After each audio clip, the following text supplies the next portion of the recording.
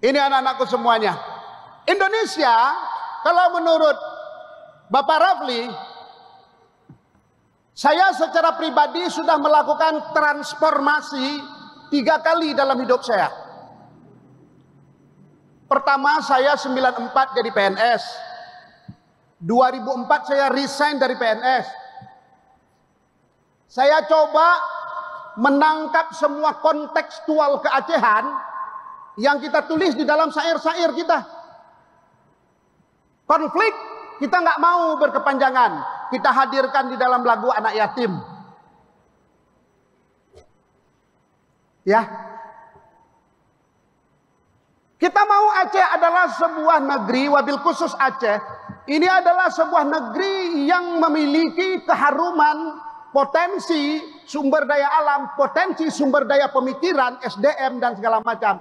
Kita nggak boleh layu dan nggak boleh nggak berkembang hingga tak berputik, hingga nggak menjadi buah. Karena kenapa? Abad ke-12, anak-anakku concern. Saya ingin bercerita tentang semangat dasar 3 kali transformasi dalam kehidupan saya, adindaku semuanya, anak-anakku. Jadi para hebat dulu melakukan pekerjaan-pekerjaan yang sangat luar biasa. Abad ke-12, abad 15, kita duta-duta besar kita di seluruh dunia sudah ada.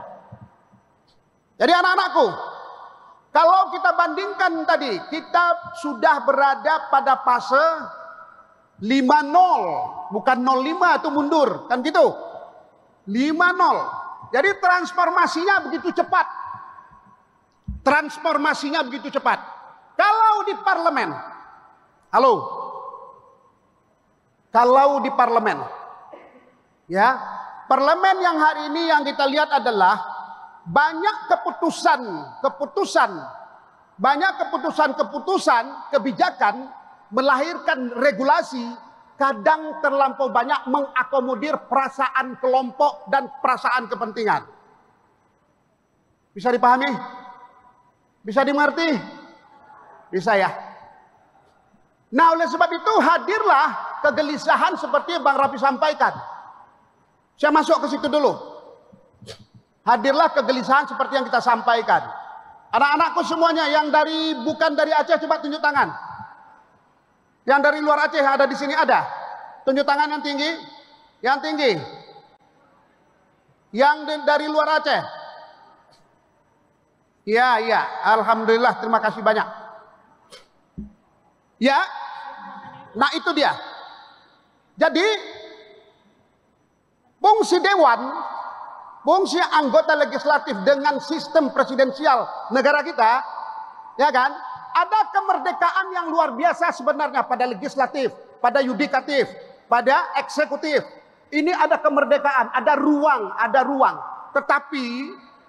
Tetapi bila tidak dilakukan dengan kearifan, bila tidak dilakukan dengan sila keempat, apa sila keempat? Pancasila coba. 1, ketuhanan yang Maha Esa. 2, kemanusiaan yang adil dan beradab. 3, persatuan Indonesia. 4, kerakyatan yang dipimpin oleh hikmat kebijaksanaan dalam permusyawaratan, perwakilan. Nah, sila keempat ini jarang sekali diaplikasikan di dalam mengambil keputusan-keputusan politik. Hingga apa yang terjadi? Sentralistik itu luar biasa. Anak-anakku. Nah, kalau kita nggak mau concern di sini, kita rugi sekolah. Kalau memang mau masuk menggantikan posisinya legislasi, tugas dan wewenang legislatif, kalau tidak ada semangat keindonesiaan kita betul-betul kuat, kita nanti disamun. Tahu disamun? Apa tuh disamun ke bahasa Aceh, apa namanya tuh? Anak untuk apa dia? Dirah, cuci. Dibalut oleh kepentingan-kepentingan yang seperti itu di dalam tuh. Mestinya anak-anakku semuanya biar ngeh. 76 tahun Indonesia merdeka dibandingkan dengan Qatar yang baru merdeka tahun 80-an, mereka sudah sangat top dibandingkan dengan kita. Jadi makanya yang saya sampaikan di dalam rapat kemarin itu adalah fungsi pengawasan kita. Fungsi pengawasan kita. Di Aceh, halo, come on. Biar saya sampaikan sepotong tapi paham. Di Aceh itu ada namanya regulator BPMA, Badan Pengelola Migas Aceh. Hanya satu di Indonesia, adanya di Aceh. Itu adalah perintah undang-undang, peraturan pemerintah nomor 23 tahun 2015. Halo anakku, yang Aceh Malahayati. Malahayati harus paham. Generasi depan adalah generasi Malahayati yang punya spirit masa lalu dikemas dalam intelektualitas masa kini. Itu penting. Ada namanya BPMA, Badan Pengelola Migas Aceh. Semestinya seluruh minyak yang diambil dari Aceh, anak-anakku, dipahami, minyak yang diambil dikorek dari bumi Aceh 12 mil dari garis pantai, itu ruang pengawasannya ada kepada BPMA 2015 tahunnya, 7 tahun sudah masanya, tapi Pertamina tidak pernah menyerahkan ruang pengawasannya kepada BPMA, masih tetap dengan SKK Migas. Ini saya ingin ceritakan adalah fungsi pengawasan, yang sesungguhnya, tugas-tugas fungsi pengawasan. Di samping tugas legislasi merancang undang-undang, sistem presidensial, eksekutif juga boleh mengusungkan undang-undang. Kemudian yang ketiga, fungsi budgeting, di mana kita melihat anggaran. Contoh anak-anakku, come on, biar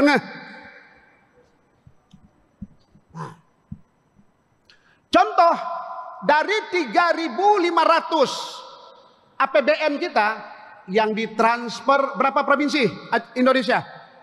37. Pak Kurazi, berapa provinsi? Kamu mau jadi calon DPD? Hah? Berapa provinsi Indonesia? No. Jumlah. Seluruh Indonesia berapa provinsi? Provinsi di Indonesia berapa? 34. 30 berapa? 38 provinsi. Anak-anakku, dari 3.500 APBN ditransfer ke daerah cuman 800 triliun. Seluruhnya dikelola oleh kementerian yang ada di pusat. Halo, jangan pegang HP, lihat sini dulu. Come on, concern. Saya nggak mau saya ngomong kalau nggak concern. Dari 3.600 ini terus nanti kita nampak nanti seperti apa sampai ke bawah. Kalau nanti mau jadi anggota dewan harus ada semangat itu. Itu dari 3.500 yang ditransfer ke daerah itu cuma 800 triliun. 2.000 sekian itu dikelola oleh kementerian yang ada di pusat. Hingga kementerian membuat program sekecil mungkin dibuat program oleh pemerintah pusat. Hingga menyusahkan daerah. Seluruh dinas bolak-balik datang ke sana bawa proposal bolak-balik. Hingga membengkak biaya perjalanan dinas di Aceh itu sampai 500 miliar. Halo? 500 miliar itu hanya untuk perjalanan dinas. Ini ingin saya sampaikan adalah fungsi pengawasan. Kalau enggak, kita terus bercerita seperti ini dari tahun ke tahun. Kita terus miskin, terbelakang, nggak bisa keren. Nggak bisa keren. Ekonomi susah, pendidikan susah, PDAM keruh airnya. Gas LPG susah, minyak susah, semua susah. Apa gunanya generasi berikutnya kalau hanya untuk buat susah? Jadi saya bercerita ini. Saya kembali kepada saya secara pribadi. 3 kali saya transformasi. Dari PNS 94 saya resign 2004. Kemudian saya kelola terus bagaimana mengelola sebuah komposisi musik global, musik kontemporer, Tapi ruh tradisinya kita angkat dari lokal, kita terjemahkan dalam bentuk kekinian hingga menjadi sebuah sajian musik global. Alhamdulillah Kande diundang hampir ke seluruh dunia, kita diundang manggung. Panggung-panggung dunia. Karena kita adalah bangsa yang berinteraksi dengan seluruh dunia. Ingat itu. Aceh adalah sebuah bangsa yang berinteraksi dari zaman abad yang lalu dengan masyarakat dunia. Belasan tahun saya di situ. Kemudian saya transformasi masuk ke DPD RI. Begitu masuk ke DPD RI saya lihat, wah DPD RI seperti ini. Transformasi lagi, masuk lagi ke DPR. Yang ingin saya sampaikan di sini adalah, pertama sekali memang harus berani mentransformasi pemikiran kita. Kalau orientasinya nanti menjadi anggota dewan, orientasinya nanti menjadi birokrat, orientasinya nanti menjadi PNS, kalau tidak ada karya, apa karya? Berarti seperti syair tadi, kemerdekaan yang diberi oh insan padamu, gunakanlah ia dengan amal oh baktimu. Siapa yang hidup tanpa berbakti berjuang sama dengan oh mayat berjalan. Anak-anakku, ini wabil khusus banyak yang dari Aceh. Seluruh sumber daya alam yang ada di daerah-daerah kita masing-masing, wabil khusus Aceh, sumber daya alam. Fungsi kita sebagai dewan, fungsi pengawasan kita sebagai dewan, ingin mengatakan, sudahkah ada satu strategi, sudahkah ada satu konsep yang ingin dibuat untuk mengelola sumber daya alam, tidak merusak alam, beruntung bagi orang tempatan, beruntung bagi Aceh secara keseluruhan, beruntung untuk Indonesia secara semuanya. Nggak terlagi-lagi kita bayar pajak tapi digelapin pajaknya sampai ratusan mil. Halo, kita kan bayar pajak nih. Tahu nggak kemarin cerita penggelapan pajak? Mewah-mewah hedon hidup anak-anak pajak, tahu? Nah, jadi oleh sebab itu yang ingin saya sampaikan anak-anakku adalah semangat dasar ini yang ingin saya suntikkan ke kalian. Saya hari ini Kanda Rafli menjadi anggota DPR, ya. Kalau kita ukur menjadi anggota DPR, contohnya DPRK, hanya dengan aspirasi 1 miliar, bagi-bagi ke orang, siapa yang kawal ratusan miliar, hingga air kita di PDAM kita Banda Aceh masih seperti teh tarik.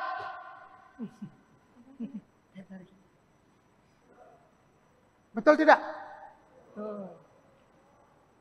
Kita pergi ke Skotlandia, Kanda Rafli pergi ke negeri orang, ya, sampai ke Skotlandia, di dapur kita sudah ada pipa gas, tinggal buka, gasnya ngalir sendiri.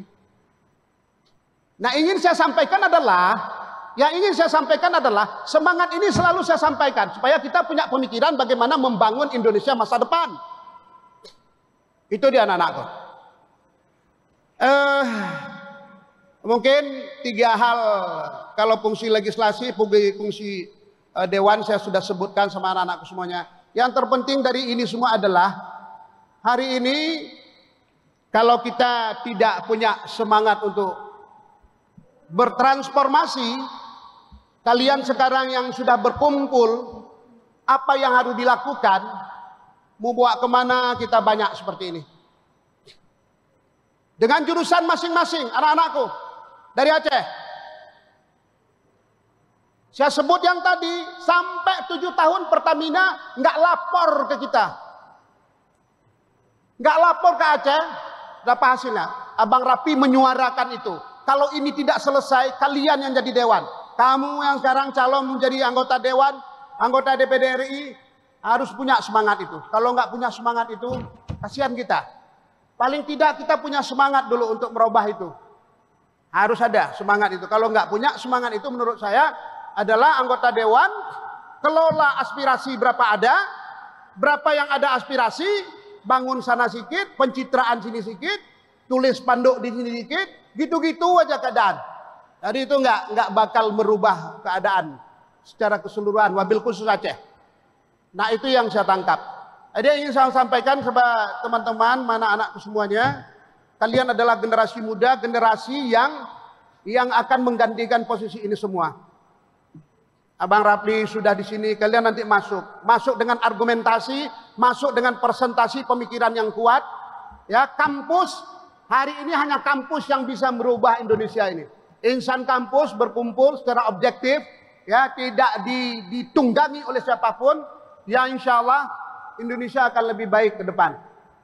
Tapi kalau tidak nanti kita masuk lagi ke situ, terperosok lagi ke situ. Abang Rapli nggak tanggung-tanggung sampai masalah yang sangat narkoba di Aceh seperti apa. Banyak sekali hal-hal lain yang perlu kita kerjakan. Mungkin kalau mau ada diskusi 1-2 orang boleh, insya Allah, 1 cewek 1 cowok. Kita mungkin diskusi secara umum aja. Silakan, langsung berdiri, sampaikan apa. Silakan. Kami persilakan kepada hadirin untuk bertanya untuk kesempatan 2 orang. Ya. Ya, silakan. Masih terdengar. Langsung ke depan ya. Coba kita diam semua, terdengar. Boleh kemari aja.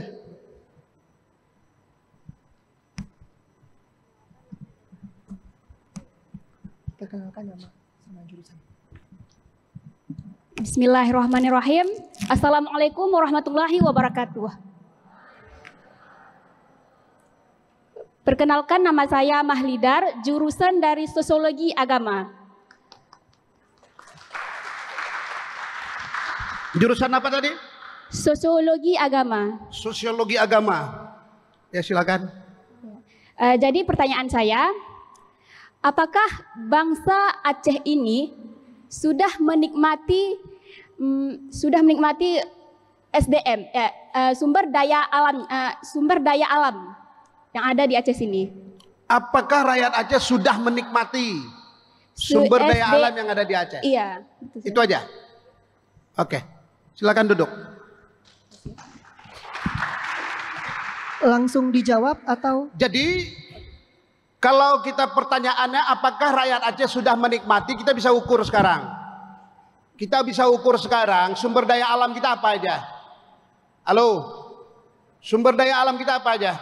Minerba, mineral batu bara, migas, pertanian, peternakan, perikanan, apa aja sumber daya alam. Anak-anakku, kalau kita bilang apakah kita sudah menikmati, otomatis sudah. Tetapi kalau volumenya berapa, nominalnya berapa, itu mungkin sangat minim. Karena tahun 77 migas kita itu terbesar di dunia.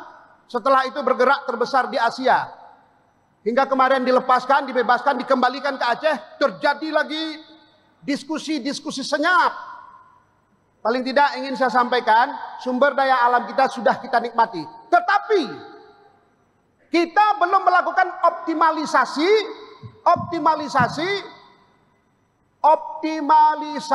pendapatan daripada sumber daya alam kita.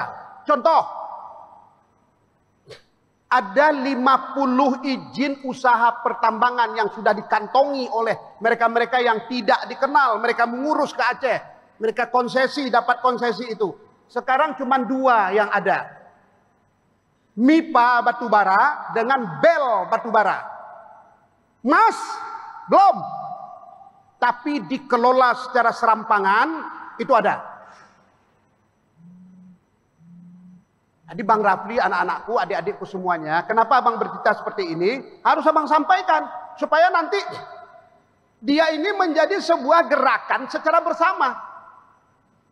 Jadi kalau nggak menjadi sebuah gerakan secara bersama, ini nggak menjadi advokasi publik secara bersama, aspirasi secara bersama. Siapa namanya tadi? Sosiologi agama ya. Jadi saya ingin jawab, enggak, nama ini pertanyaan jurusannya, namanya saya nggak hafal, nanti boleh.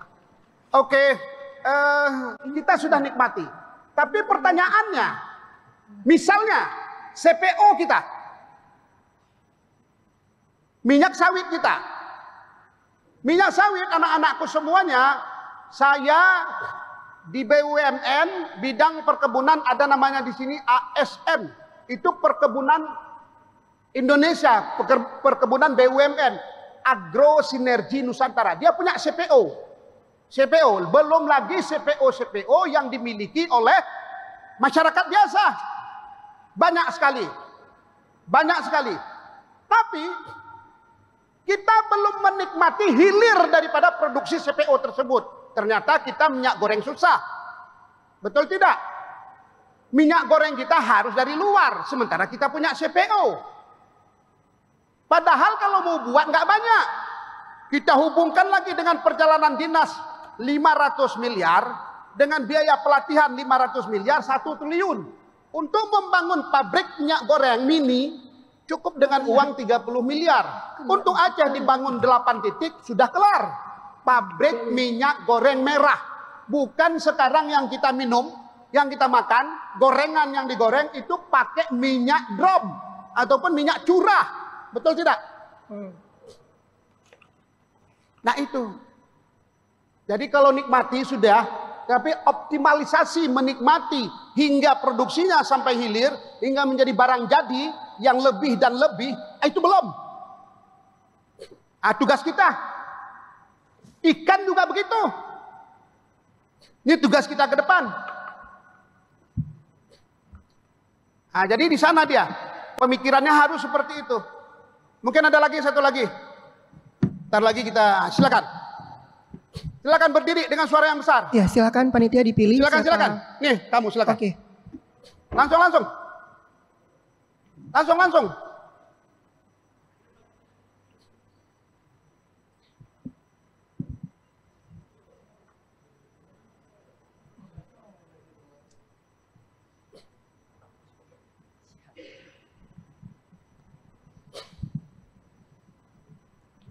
Baik, tes. Bismillahirrahmanirrahim. Assalamualaikum warahmatullahi wabarakatuh. Waalaikumsalam. Sebelumnya perkenalkan, nama saya Dimas Rifadi Pratama. Saya dari Universitas Bangka Belitung, jurusan Ilmu Kelautan, Fakultas Pertanian Perikanan dan Biologi. Dari mana? Bangka Belitung saya, Pak. Bangka Belitung. Bangka Belitung. Iya, jelas. Coba mic-nya agak jauh dikit. Siap. Gitu. Sedikit aja. Bangka Belitung saya, Pak. Ya. Oke, baik. Izinkan saya menanyakan beberapa hal kepada Bapak Rafli. Ya. Sebelumnya ya pertanyaan pertama Pak, saya tertarik dan saya pernah membaca buku yaitu terkait Trias Politika Pak. Bahwasannya negara kita ini punya 3 kekuasaan, yaitu yang pertama kekuasaan legislatif, yudikatif, dan eksekutif.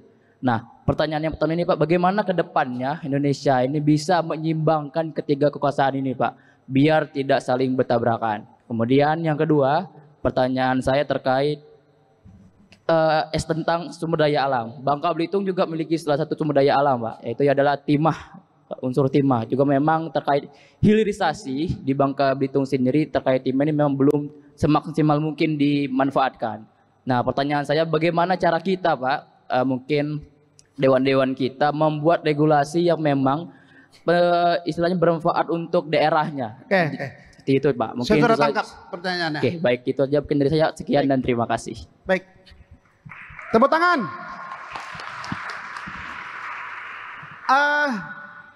Silakan. Artikulasi saya bicara dapat ya. Karena gedung kita nggak akustik, sound system kita ngambang-ngambang, nggak salah kita, salah desain konsep dari awal. Jadi kalau kita berada pada ruang-ruang diskusi yang besar, itu artikulasinya sangat jelas. Karena speakernya sederhana aja. Nggak mesti bersuara keras-keras juga. Beribu audien tetapi dapat menyerap apa yang disampaikan. Baik, kalau pertanyaannya bagaimana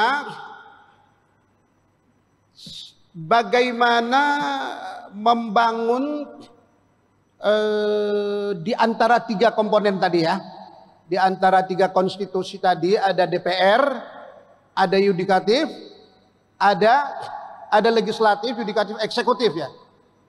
Nah kalau pertanyaannya bagaimana? Kalau menurut perintah undang-undang, kalau menurut aturan yang sudah ada, kalau benar kita seperti itu, saya yakin benarlah dia. Nah hari ini itu kan nggak terjadi. Kita itu berperang aja pada persoalan-persoalan yang di permukaan aja. Persoalan Indonesia kita, persoalan bangsa kita harus dibangun dengan sumber daya manusia yang hebat, manusia yang ikhlas seperti disampaikan tadi. Manusia yang ikhlas. Seperti apa ikhlas?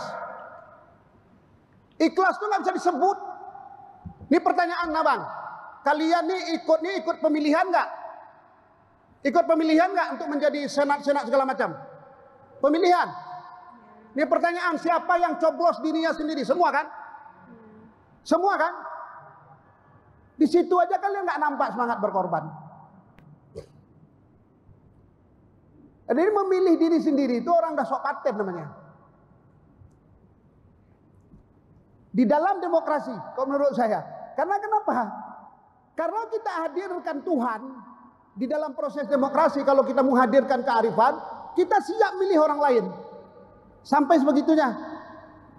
Jadi yang ingin saya sampaikan tadi, bila fungsi legislasi, fungsi pengawasan, kita rapat nih dengan Menteri. Pak Menteri, mana program? Ini posisi kita mengevaluasi budgetingnya. Program bulan. Tolong dibangun di sana pabrik minyak goreng 1 ya.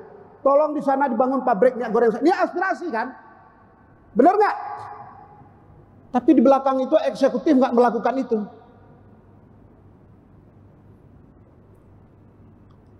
Jadi apa yang kita mau sampaikan? Di hari ini tetap ada ikhtiar kita untuk mengajak pemerintah. Untuk itu, akhirnya kita menjadi anggota dewan.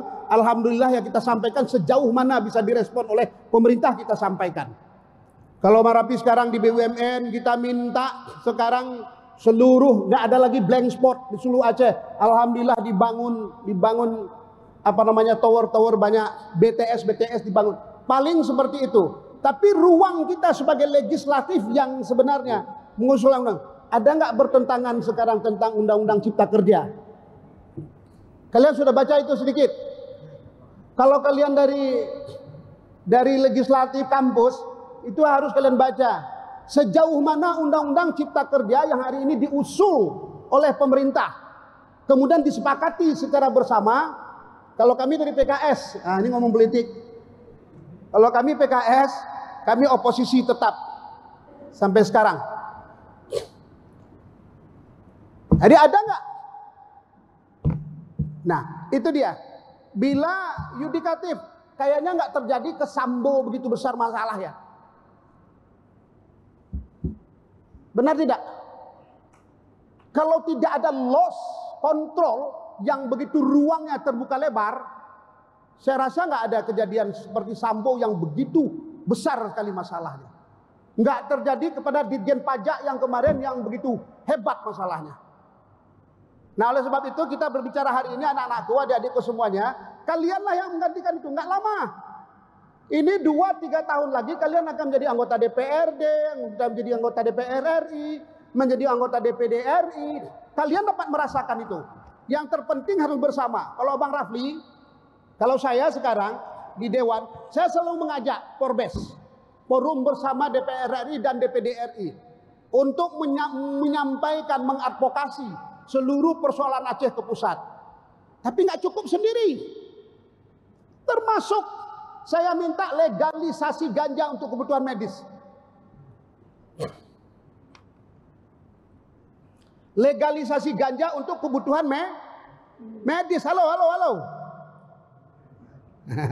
Nanti nyanyi ya satu ya. Dia semangat ya. Saya diminta ngomong, saya ngomong nih. Kalau minta saya nyanyi.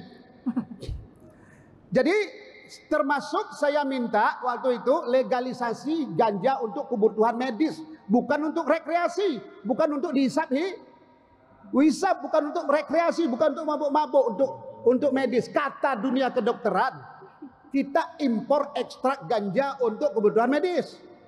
Berdasarkan dari studi itu, berdasarkan dari referensi itu, saya pikir di Aceh kok banyak ganja, bisa nggak kita buat regulasi khusus? Zonasi penanamannya khusus, dikawal oleh negara secara khusus, dijaga marketnya oleh negara secara khusus. Bisa nggak? Kita duduk dulu. Kampus bicara itu. Itu contohnya. Harus ada opini publik yang digelindingkan semua, hingga menjadi percakapan, hingga menjadi diskusi, hingga menjadi satu rumusan. Barulah itu nanti menjadi rancangan undang-undang yang kita usulkan seperti apa. Mungkin secara keseluruhan begitu. Yang kedua tadi abang lupa apa sih kamu tanya?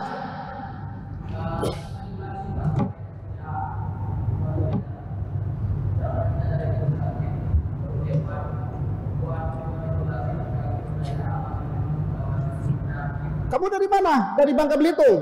Kalau kami di Aceh dikasih, makanya yang saya bilang tadi. Kita kanon kita PP 23 2015 seluruh migas ketua, nggak ketua cara nggak pegawai luar biasa. Long galak lu terus. Nyawa PD yang. Coba dah ketua kita. Tepuk tangan untuk ketua dulu. Ini pun masya Allah, Adinda. So Nandron Adinda. Ndong lagi kau. Nggak ceplah urat. Tepuk tangan dulu untuk kita semua. Salam terbaik buat kalian semua juga, alhamdulillah. Jadi oleh sebab itu, menurut Bang Rafli, menurut Bang Rafli hari ini adalah kalau kami punya khusus, tapi setelah kami buat pemerintah pusat masih setengah hati. Nah, makanya kalau di Dewan tuh agak geng sedikit gayanya, ya kayak gitulah dah. Ya begitulah yang kita bisa sampaikan. Bagaimana pemerintah pusat merespon persoalan Aceh itu aja. Ya kan? Tuh pertanyaan yang tadi yang kedua, saya masuk ke situ lagi. Sumber daya alam kita, izin usaha pertambangan yang sudah 15 tahun, puluhan tahun nggak beroperasi. Datang agen ke agen jual-jual itu aja. Nongkrong kedai kopi, wah. Jadi nggak ada karya dia. Jadi menurut Bang Rafli adalah kalian adalah generasi berikutnya, dibilang oleh Sultan Iskandar Muda kepada perempuan melalui Malahayati. Wahai Malahayati, tumbuhkan semangat di dalam dada, pandanglah laut bagai telaga. Apa pesannya itu? Abad ke-15 Malahayati sudah di bawah kekuasaan Malahayati ratusan kapal perang. Oh, itu masa lalu. Bayangin masa kini bisa nggak buat kapal ratusan buah? Gimana hebatnya? Belum ada teknologi. Itu zaman apa namanya Walid? Zaman 02 apa 01 tuh?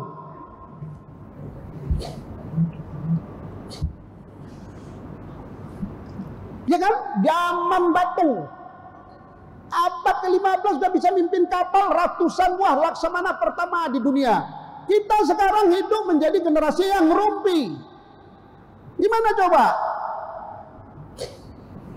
Generasi yang hanya pada level akal yang pertama, itu yang cukup kacau. Level akal pertama suka berbincang kelemahan orang lain. Level kedua yang standar aja, level ketiga baru ide dan gagasan dan semangat baru. Itu baru menurut saya. Jadi alhamdulillah ada adikku semuanya. Jadi di dalam transformasi Bang Rafli secara pribadi dari DPR, dari PNS ke DPD RI, ke DPR RI, yang hari ini ternyata musik kande dilanjutkan sama musik ke beat-beat. Yang hari ini, hari sekarang ini, mereka baru landing di Rusia untuk mengisi 2 panggung jazz terkenal di Rusia. Itu jazz itu adalah komunitas musik intelektual, kaum-kaum pemikir, kaum-kaum intelek. Jadi musik kita itu sudah dimasukkan ke dalam jenis musik kontemplasi, musik perenungan, ada pesan di dalamnya. Nah, Aceh itu diplomasinya begitu, Indonesia itu diplomasinya seperti itu. Bukan Indonesia yang kita berbincang tentang persoalan-persoalan yang tidak produktif. Nah, inilah persoalan kita hari ini Indonesia. Ya. Mudah-mudahan Indonesia ke depan semakin hebat dengan hadirnya kalian-kalian semuanya.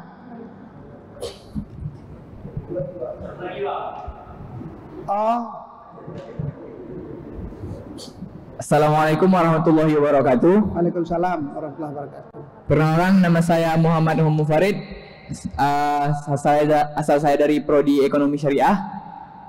Jadi Pak, setahu saya pengelolaan MSDA di Aceh itu sekitar 70-30 Pak ya pembagiannya. Untuk Aceh sendiri terbagi 70% dan 30% untuk pemerintah. Yang saya tangkap dari sini Pak, bukan permasalahan kemarin kami ada pertemuan juga di Aceh Lawaras Club yang dilaksanakan langsung oleh Himatara yang ingin saya sampaikan di sini Pak, bagaimana transparansi tentang pengelolaan dana dan apakah ada penanggungan dari pemerintah Aceh sendiri Pak untuk mengelola SDM yang lebih bagus Pak. Karena menurut saya sendiri Pak, sumber daya di Aceh ini cukup banyak. Oke, saya udah tangkap. Mohon maaf, lanjut ya. Saya udah tangkap pertanyaannya. Situ satu aja. Ada Coba juga. satu lagi deh. Yang kedua saya meminta Pak, untuk Dewan kita di Aceh Pak, adalah satu tempat di mana kami tuh bisa melatih lagi. Jurusan apa? Ekonomi syariah Pak. Ekonomi syariah. Ekonomi syariah. Ada satu wadah yang bisa menampung kami untuk agar di mana mahasiswa-mahasiswa yang fresh tamat dari kuliah SDM-nya meningkat Pak. Bukan hanya sekedar tamat cari kerja, jadi ada portofolio yang spesifik Pak. Jadi kami ingin wadahnya Pak. Baik, terima kasih. Saya, Pak. Terima kasih Pak. Jadi ada nggak strategi bagaimana kita mengoptimalisasi sumber daya manusia hingga bisa mengelola sumber daya alam Aceh sendiri, supaya kita jangan lagi menjadi peran sebagai worker, sebagai pekerja, tetapi kita masuk pada posisi leadershipnya, kepemimpinan, manajerial, manajemen dan segala macam. Menurut saya, anak-anakku semuanya, ini orang Aceh, biar kalian lebih kritis pada konteks Aceh hari ini. Dengan 2 batu bara saja, MIPA dengan BEL, ditambah dengan Medco, Triangle, ataupun Pertamina yang lain-lain, kita ada PAD 1 triliun setiap tahun. Ini dikelola oleh eksekutif, yaitu Gubernur Aceh. Siapa yang kelola? Gubernur Aceh, pemerintah Aceh. Dalam hal ini, kemarin waktu rapat dengan PJ Gubernur, saya mengusulkan uang yang 1 triliun persis seperti disampaikan oleh dia. Siapa namanya tadi? Nama kamu siapa? Mana orangnya? Anwar.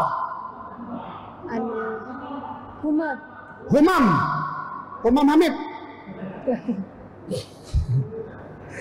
Jadi di Umam, Abang Rapli sampaikan, waktu kemarin kita rapat evaluasi dengan gubernur di Jakarta, PJ gubernur kita. Jadi sama Bapak PJ gubernur saya sampaikan, ada pendapatan daerah sekitar 1 triliun setiap tahun. Itu tidak termasuk tambang ilegal yang dikelola secara serampangan, yang di backup oleh oknum-oknum. Hutan rusak, masyarakat tidak maksimal mendapatkan hasil, pemerintah nol, tidak mendapatkan apa-apa. Sementara ada izin tambang yang terduduk tidak dioperasikan. Di mana membangun korelasinya? Anak-anakku, adik-adikku, silakan kalian berpikir. Pak Rapli melakukan upaya itu supaya optimalisasi sumber daya Humam, sumber daya alam yang kamu sebutkan tadi, Dek, ada 1 triliun. Saya tunjukkan, saya bilang ke pemerintah Aceh, Bapak Gubernur, ayo, mereka yang sekolah di pertambangan, ayo disekolahkan sampai keluar hingga mereka paham. Sekolah mereka ke Petronas bidang migas, ke Petronas, ke Qatargas, kemana kek, sekolahkan. Kemudian pulangkan kemari, kelola sumber daya alam sendiri. Kuasai konsesi, jangan dikuasai oleh swasta. Halo, konsesi izin-izin tambangnya dikuasai oleh pemerintah. Penuh dikuasai oleh pemerintah, tinggal investor masuk. Enggak seperti kemarin-kemarin investor Barapi nggak pernah ngomong tuh. Di koran investor Pulan mau masuk, mau tanam jengkol seluas laut, misalnya gitu-gitu. Mau korek ini, mau korek itu, dongeng semua jadinya. Jadi oleh sebab itu yang harapan saya menyampaikan Humam, Abang Rapli sudah sampaikan ke eksekutif, kan bukan Bang Rapli yang ambil kebijakannya deh. Abang sampaikan ke eksekutif, ayo sekolahkan anak-anak kita di bidang sumber daya manusianya harus hebat. Bukan hanya menjadi worker sebagai pekerja, tetapi dia menjadi leadership, menjadi manajemen, pengelola manajemen, hingga melakukan hal-hal yang sangat profesional di bidang itu. Kalau kamu nanti jadi bupati dari sini, tuh sekarang pabrik semen Andalas, pabrik semen Indonesia di Lawung yang mau dibuat itu 500 miliar sudah habis uang. 500 miliar dibilang oleh pemerintah pusat, dibilang oleh Semen Indonesia, negeri kalian tidak kooperatif. Apa persoalannya? Kamu di Sigli, kamu pelajari itu peta sosialnya. Mungkin seperti itu, kita kompak nih. Ya kan, kalau jadi DPD nanti, omang kalau DPD sidang paripurna sendiri, kok DPR beda kelas dikit kita.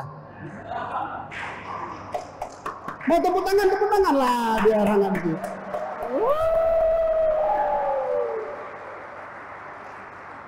Gak apa-apa, jadikan aja tempat belajar. Seru ya. Kayaknya kita mau buat diskusi sekali yang fokus kayak mana gitu. Siapa mau nih semua? Kita tanya jawab, kita lebih nyantai, nyanyi-nyanyi. Mungkin Pak Rafli agak sedikit apa? Nyanyi kita yuk. Rambutku kenang kasihmu ibu di dalam hati. Ku kini menanggung rindu, kau tabur kasih seumur masa, bergetar syahdu oh di dalam nadiku. 9 bulanku dalam rahimmu, bersusah payah oh ibu jaga diriku. Sakit dan lelah tak kau hiraukan demi diriku, oh ibu buah hatimu. Tadi ref sama-sama. Tiada ku mampu membalas jasamu, hanyalah doa oh di setiap waktu. Oh ibu, tak henti ku harapkan doamu. Oh ibu, tak henti ku harapkan doamu, mengalir di setiap nafasku, mengalir di setiap semua nafasku.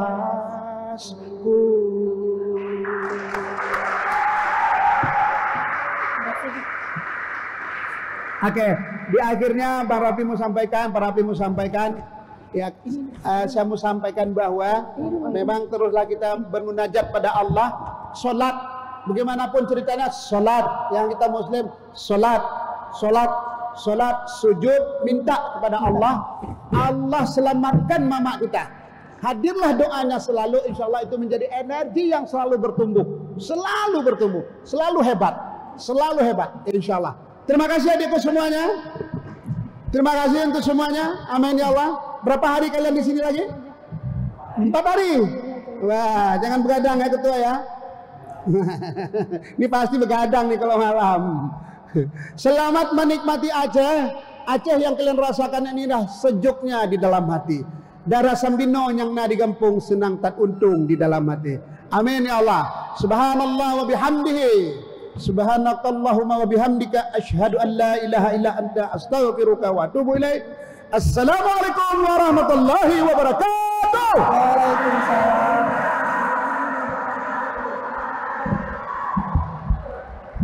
Selanjutnya penyerahan piagam penghargaan yang akan diserahkan oleh Ketua Senat Mahasiswa UIN Arani di Banda Aceh, Saudara Irwandi, dan kami mohon kepada Ketua Panitia untuk dapat mendampingi.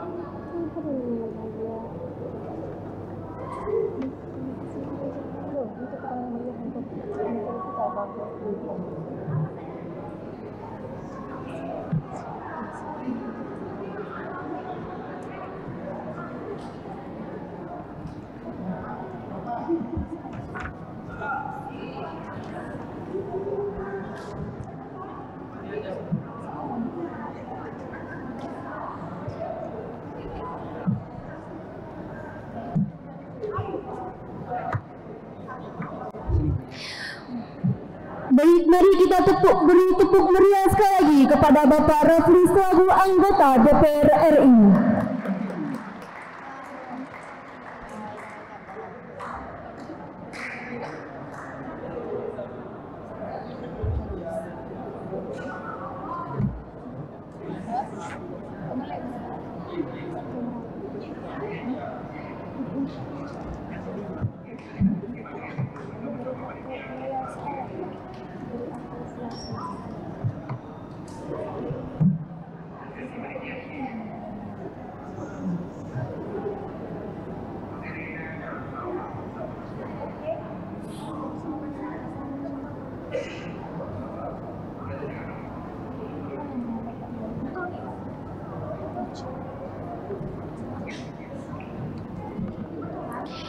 Baik hadirin yang berbahagia,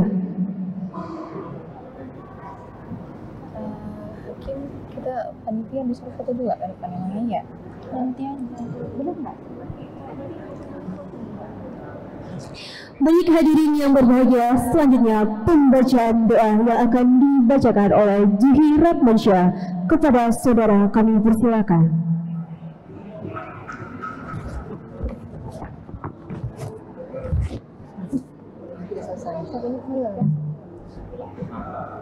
Dokumentasi peserta suruh ke depan dan mengakhiri suruh ke depan panitia ya.